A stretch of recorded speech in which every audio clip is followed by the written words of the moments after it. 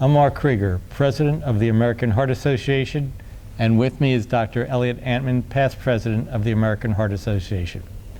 As you know, the best cardiovascular science is presented at the American Heart Association Scientific Sessions, and this year, as always, we're going to have a terrific lineup of late-breaking clinical trials. And these are going to cover areas in intervention for coronary artery disease, in congestive heart failure, in resuscitation, among other very important topics.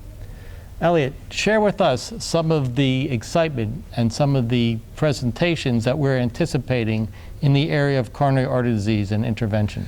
Well, Mark, I've got the interventional session on my calendar already. So some very exciting presentations that I see on the schedule there.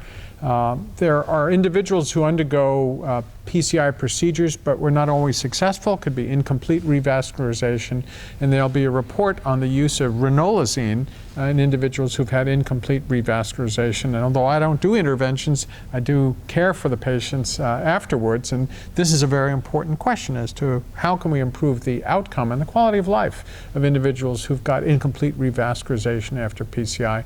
There's a lot of interest in using IVUS to guide the deployment of stents, and this is an IVUS study determining how well it can be used to guide deployment of an everolimus drug-eluting stent.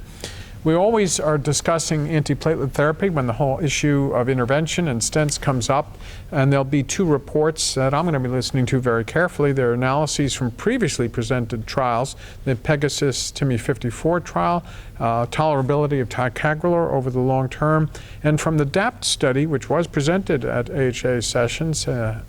The analysis that they'll be telling us now is individualization of who really benefits from long-term dual antiplatelet therapy. All very interesting questions, and I'm really looking forward to this session. Well, and so am I.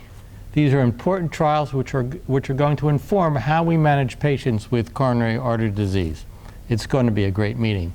We look forward to seeing you in Orlando at American Heart Association Scientific Sessions 2015.